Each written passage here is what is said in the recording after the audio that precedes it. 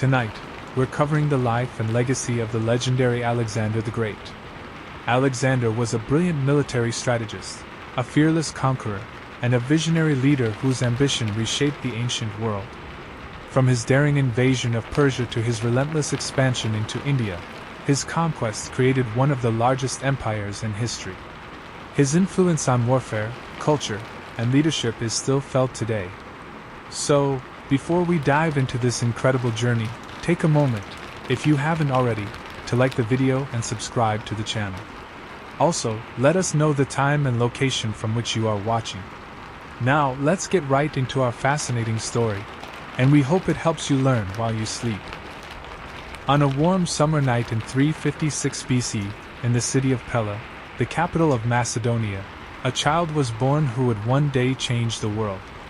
His name was Alexander, son of King Philip II of Macedonia and Queen Olympias, a woman of fierce ambition and deep spirituality.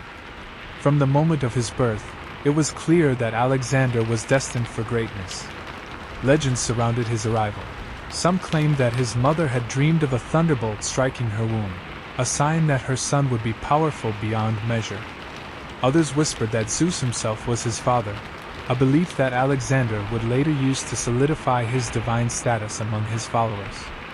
Macedonia, though powerful, was still considered a barbaric kingdom by the refined city-states of Greece. But Philip II had a grand vision.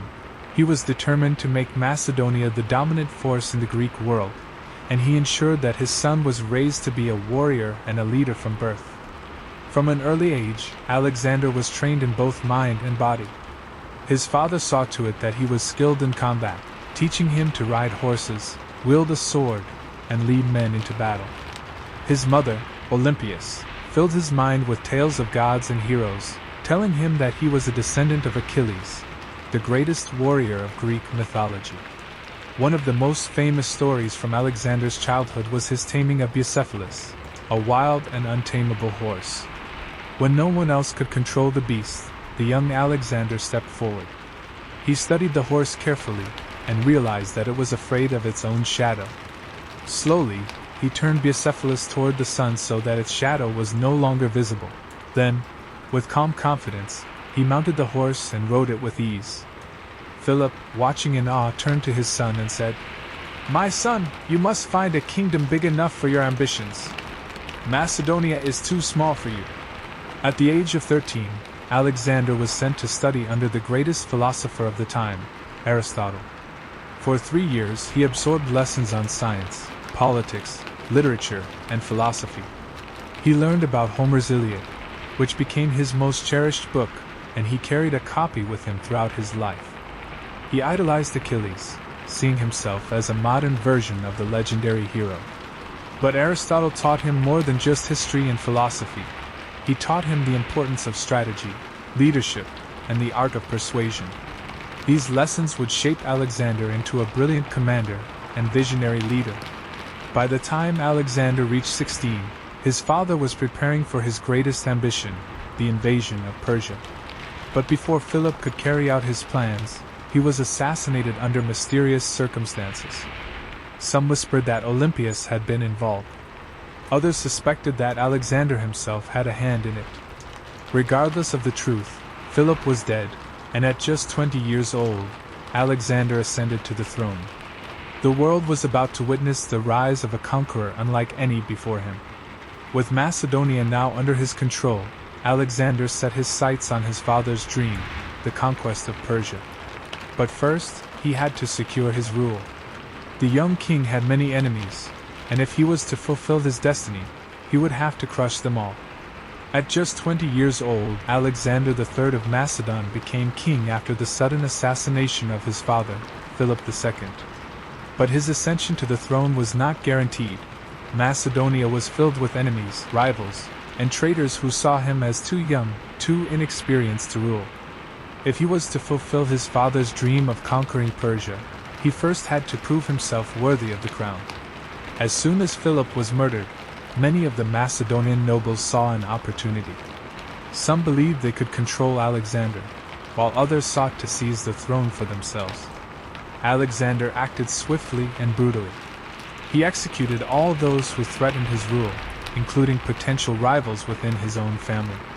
He crushed revolts in the Macedonian court, making it clear that he was not just a boy, he was a king. He secured the loyalty of the army, reminding them that he was his father's rightful heir and that together they would continue Philip's conquests. With Macedonia under his control, another threat emerged: the Greek city-states. When Philip had been alive, he had forced Greece into a loose alliance under Macedonian rule. But after his death, cities like Athens and Thebes saw a chance to break free. A rebellion erupted, and Alexander knew he had to respond quickly. He led his army south into Greece, showing no mercy to those who opposed him. When he reached Thebes, he made an example of them. His forces destroyed the city, burning its walls to the ground. More than 6,000 Thebans were slaughtered, and those who survived were sold into slavery. The message was clear: defy Alexander, and suffer the consequences. Terrified, the rest of Greece submitted. Even Athens, which had long been a center of resistance, surrendered without a fight. With Greece under control, Alexander turned his gaze eastward. It was time to fulfill his father's dream, the conquest of Persia. In 334 BC, Alexander gathered his forces. His army consisted of 40,000 soldiers, a mix of Macedonian heavy infantry, Greek allies, and cavalry. Though smaller than the Persian army, Alexander believed that strategy, speed, and discipline would give him the advantage. Before setting out, he traveled to Troy, the legendary city from Homer's Iliad. There, he paid tribute to Achilles, his greatest hero. At the temple, he took the sacred shield of Achilles, vowing to fight like the ancient warrior and carve his own legend into history. As he stood on the shores of Asia Minor, staring across the Persian Empire, he declared, "I shall not rest until I have conquered the world." With his sword in hand and destiny ahead, Alexander and his army crossed the Hellespont into Persian territory. The invasion had begun, and the world was about to witness the rise of a legend. Alexander stood on the shores of Asia Minor, staring at the vast lands of the Persian Empire stretching before him. The time for talk was over. The invasion had begun. His father, Philip, had dreamed of this moment, but now it was Alexander's destiny to fulfill. He led his 40,000-strong army across the Hellespont, the narrow strait separating Europe from Asia, and as his men set foot on Persian soil, he performed a symbolic gesture. He threw his spear into the ground and declared that he had come to take Asia as a gift from the gods. His soldiers, inspired by their young king's confidence, cheered.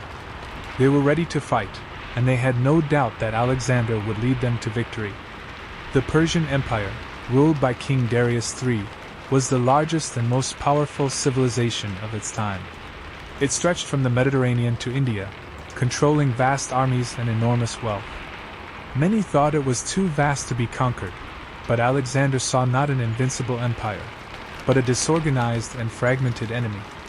The Persian military was strong, but its forces were spread thin, guarding different provinces ruled by satraps, local governors who often had little loyalty to the king. If Alexander could strike quickly, he could break Persian rule before they could unite against him.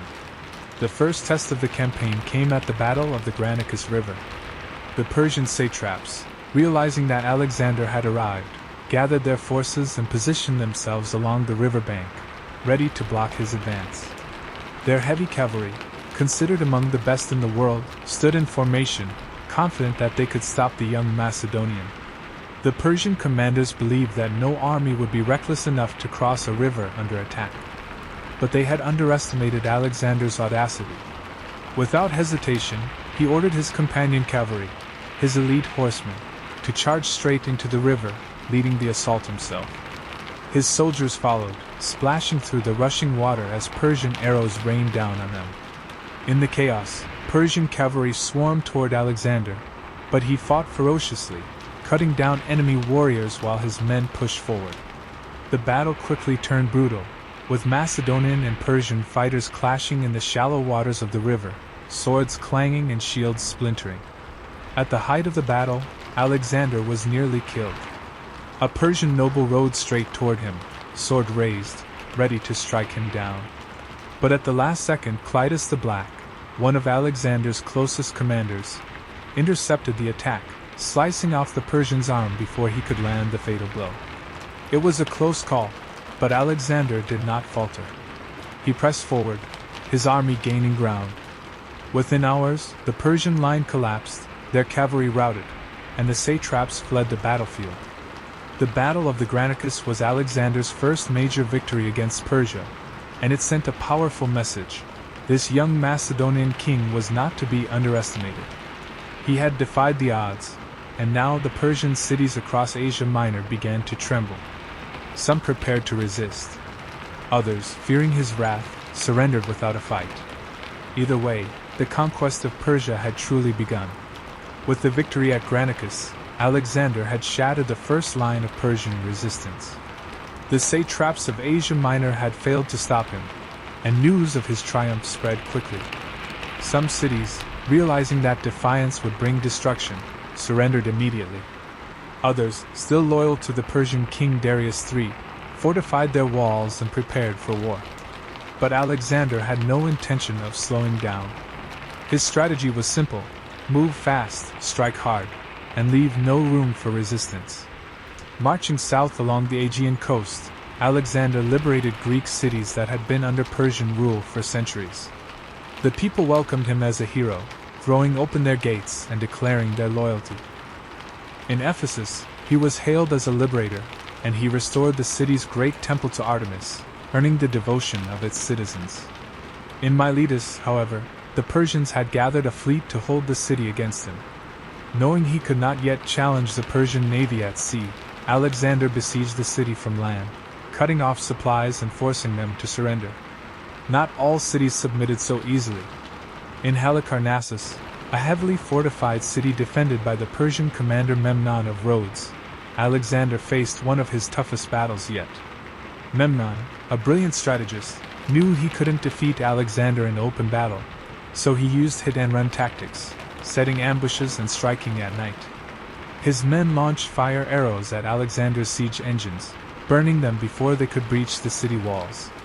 The Macedonians suffered heavy losses, but Alexander refused to retreat.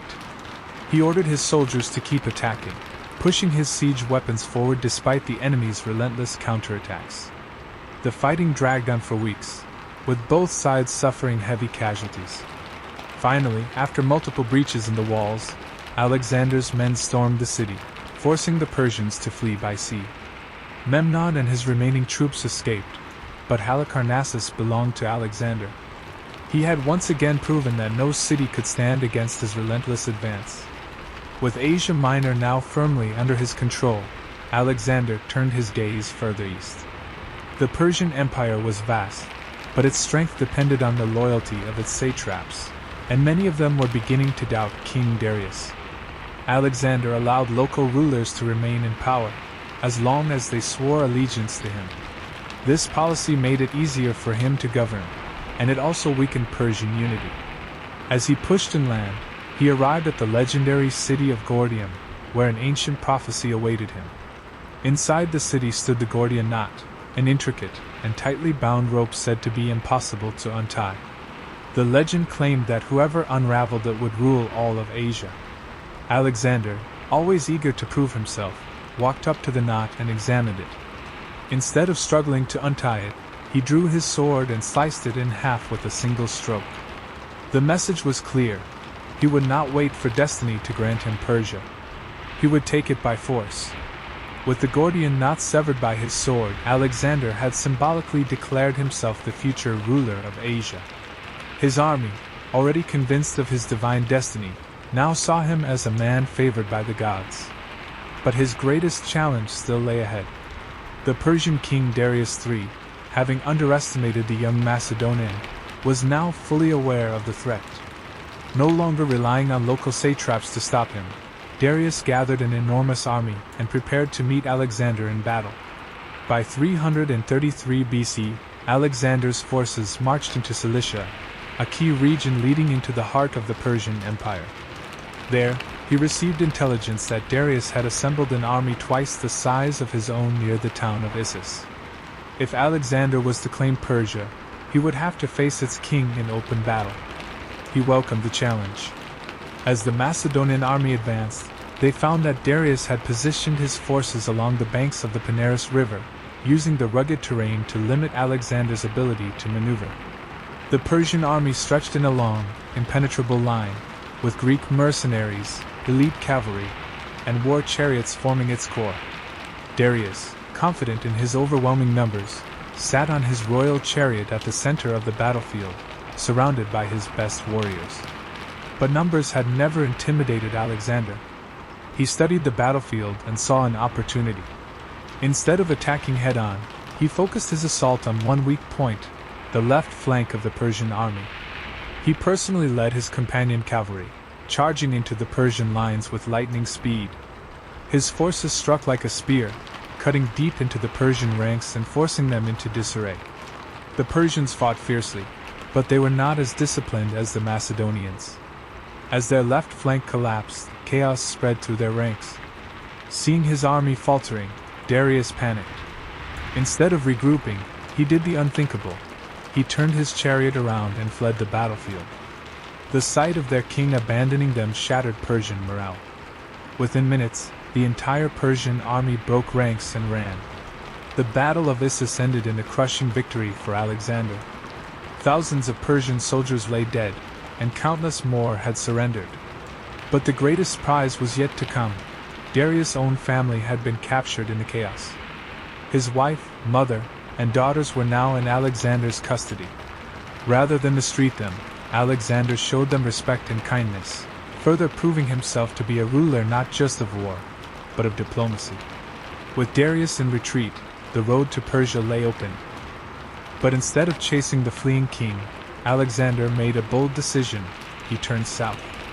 The rich lands of Phoenicia and Egypt were still under Persian rule, and if he was to secure his empire, he needed control of the Mediterranean.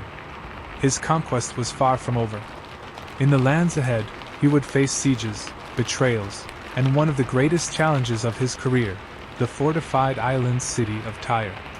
With Darius III in retreat and the Persian army broken, Alexander knew that his path to conquest was not yet complete. Instead of immediately pursuing Darius, he made a strategic decision to control the Mediterranean coast before advancing further into the Persian heartland. Persia still ruled the great port cities of Phoenicia, and without securing them, the Persian navy could threaten his rear as he marched east. This decision led him to one of the greatest challenges of his career, the siege of Tyre. The city of Tyre, located on a small island off the coast of modern-day Lebanon, was the strongest naval base in the region. Its walls stood 150 feet high, completely surrounding the island, making it nearly impossible to breach. The Persians believed the city was unconquerable, and Tyre's leaders were confident they could resist any attack.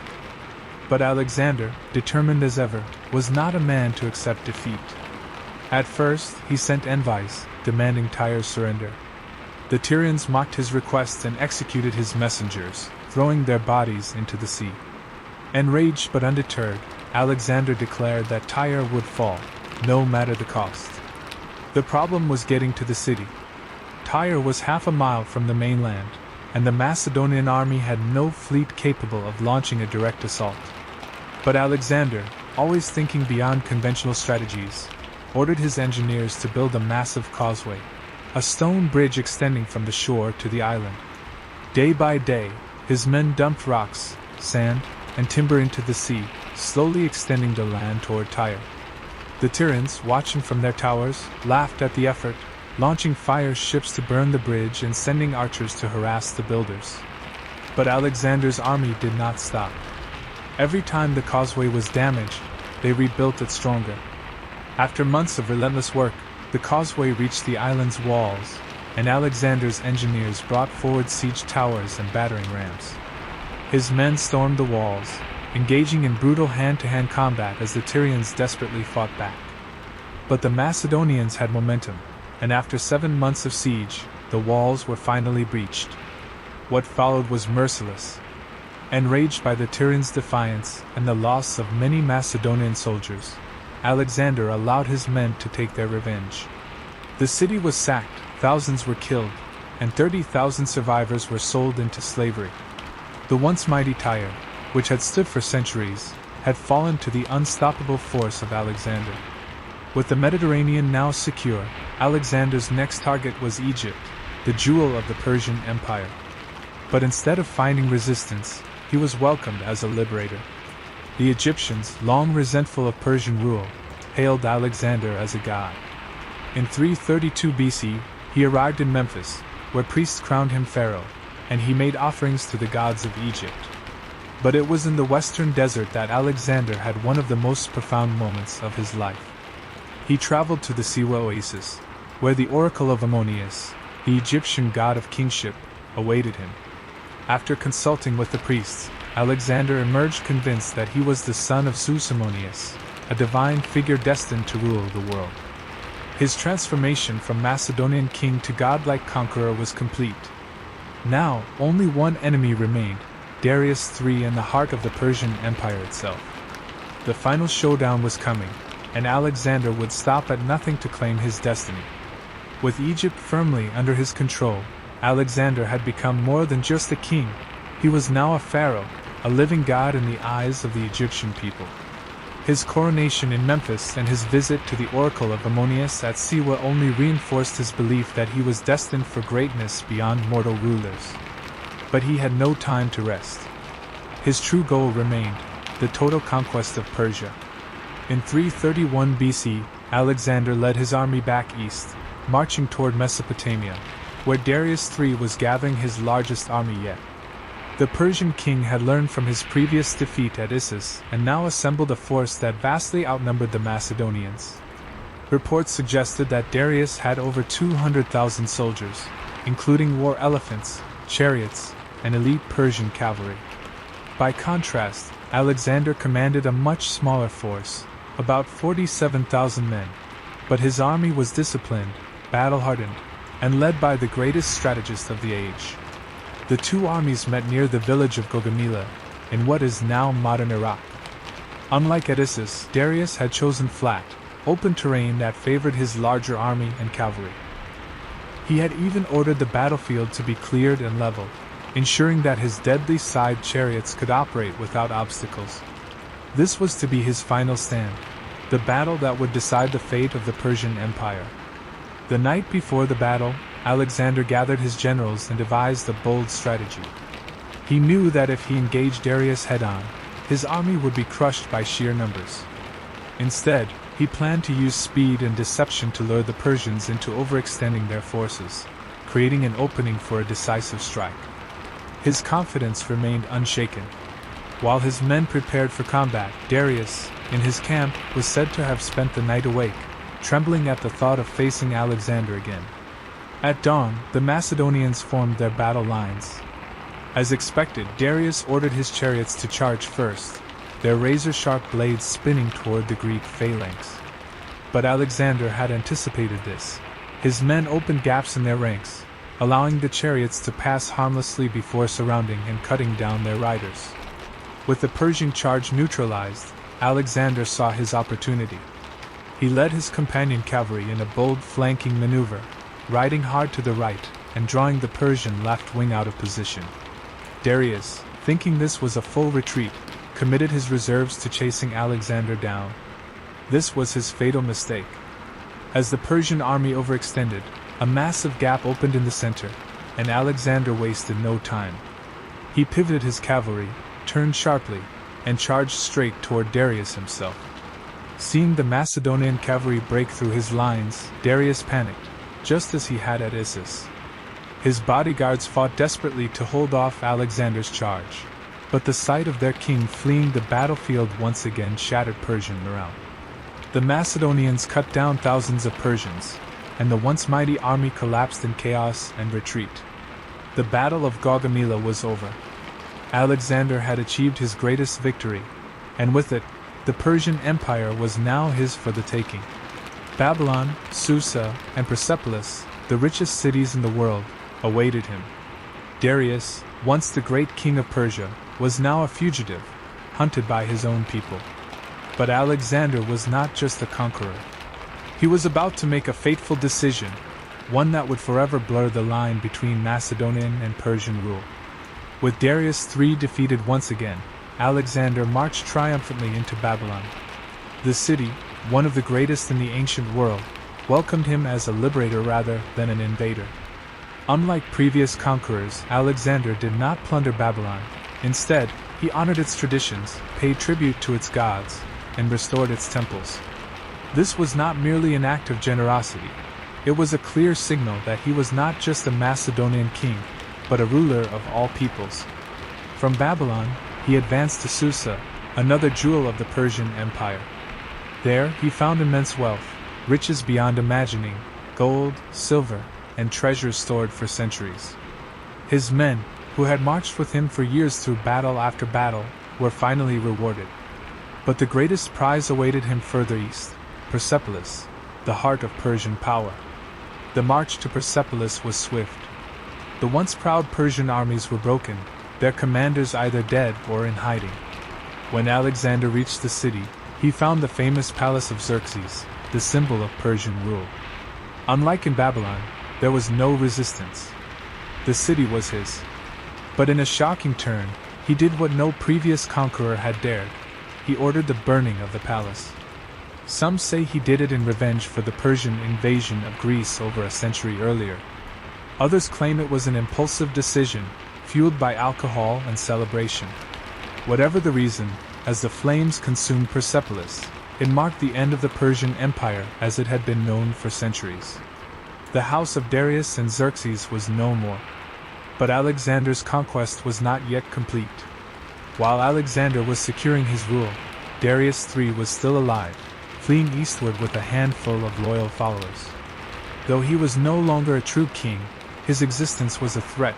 As long as he lived, the Persian people might still hope for a rebellion. Determined to end the war once and for all, Alexander set out in pursuit of his old enemy. For months, he chased Darius across the empire, through the mountains and deserts of Media and Bactria. But before Alexander could capture him, Darius was betrayed. His own general, Bessus, turned against him, murdering him in cold blood and proclaiming himself the new king of Persia. When Alexander finally found Darius' body, he covered it with his own cloak and gave him a royal burial. In that moment, he was no longer hunting a rival. He was honoring the last king of an empire that was now his. But Bessus' betrayal only fueled Alexander's rage. He refused to let the Persian Empire be divided by pretenders. If Bessus thought he could claim the Persian throne, he was gravely mistaken. Now, Alexander was no longer fighting for conquest. He was fighting for absolute rule, not just of Persia, but of the entire known world. His army would now march into the most dangerous lands they had ever faced, the rugged terrain of Central Asia, where enemies were more elusive, and rebellion was always brewing. The greatest challenge of his campaign was still ahead. With Darius III dead, Alexander was now the undisputed ruler of the Persian Empire. The ancient civilization that had once threatened Greece, built by Cyrus the Great and expanded by Xerxes, was now under the control of a Macedonian king. But Alexander was not satisfied with simply taking the Persian throne. His vision was greater than conquest alone. He wanted to unite the East and the West, blending Greek and Persian cultures into a single, unstoppable empire. To solidify his rule, he pursued Bessus, the traitor who had murdered Darius. Bessus, now calling himself King Artaxerxes V, had retreated into the wild, untamed lands of Bactria and Sogdiana, a region known for its hostile terrain, harsh winters, and warrior tribes who never bowed to foreign rulers. If Alexander wanted to complete his conquest, he would have to fight a war unlike any he had faced before. The campaign through Central Asia was brutal. Unlike the large, open battles of previous years, this war was one of ambushes, guerrilla tactics, and relentless pursuit. The locals knew the mountains and valleys well, using the terrain to their advantage. They refused to meet Alexander in open battle, forcing him to hunt them down village by village, fortress by fortress. It was a slow, grinding war, one that tested even Alexander's patience. Despite the difficulties, he adapted. He broke his army into smaller, mobile units, allowing them to chase down rebels across mountains and deserts. He also recruited Persian soldiers into his ranks, using their knowledge of the land to track down enemies. After months of relentless pursuit, Bessus was finally captured. Rather than killing him outright, Alexander handed him over to the Persian nobles, letting them decide his fate. They sentenced Bessus to a slow and painful execution, a warning to all who betrayed the empire. With Bactria and Sogdiana under his control, Alexander could have turned back, returned to Persia, and ruled as the greatest conqueror in history. But he was not ready to stop. His gaze now turned further east, beyond the known world, toward the mysterious and powerful land of India. Before continuing his march, he made one of his most controversial decisions. In 327 BC, he married Roxana, a Sogdian princess. This was not just a personal union, it was a political statement. By marrying a Persian noblewoman, he was sending a message. He was not just a Greek king ruling over Persia, he was becoming Persian himself. This decision angered many of his Macedonian generals, who still saw Persia as an enemy, but Alexander was thinking long-term. He wanted his empire to be a fusion of cultures, not just a military occupation. As he prepared to march into India, Alexander ordered a mass wedding in which thousands of his Macedonian soldiers were married to Persian women. His goal was clear: to unite his people not just through conquest, but through blood. Many of his men resented this, but they obeyed their king. With Persia fully under his control and the east now within his grasp, Alexander led his army toward the Indus River, where he would face his most formidable opponent yet, the great Indian king Porus. The final frontier of his conquests lay ahead, but what awaited him there would change the course of his life forever. Alexander's army, hardened by years of relentless conquest, marched eastward toward India, the final frontier of his empire. He had already conquered Persia, Babylon, and Central Asia, but India was unlike anything his men had seen before. The land was vast, the climate hot and unforgiving, and the local rulers were powerful, commanding war elephants and armies unlike any the Macedonians had ever faced. Yet Alexander was undeterred. He believed it was his destiny to reach the edge of the known world, and he would not stop until he had subjugated all who stood in his way. In 326 BC, Alexander's forces crossed the Indus River, entering the Punjab region. At first, many small Indian rulers submitted willingly, offering gifts and pledging loyalty. But others resisted, and Alexander dealt with them ruthlessly. City after city fell before him, either through battle or siege. His reputation had traveled ahead of him, and some rulers knew that resistance meant annihilation. But not all were willing to bow. One king, Porus of the Paurava kingdom, refused to surrender. A tall and powerful warrior, Porus ruled over a disciplined army and a formidable cavalry. But his greatest weapon was his war elephants, towering beasts covered in armor, trained to crush enemy forces under their massive feet. When Alexander sent envoys demanding submission, Porus responded defiantly, declaring that he would meet the Macedonians on the battlefield.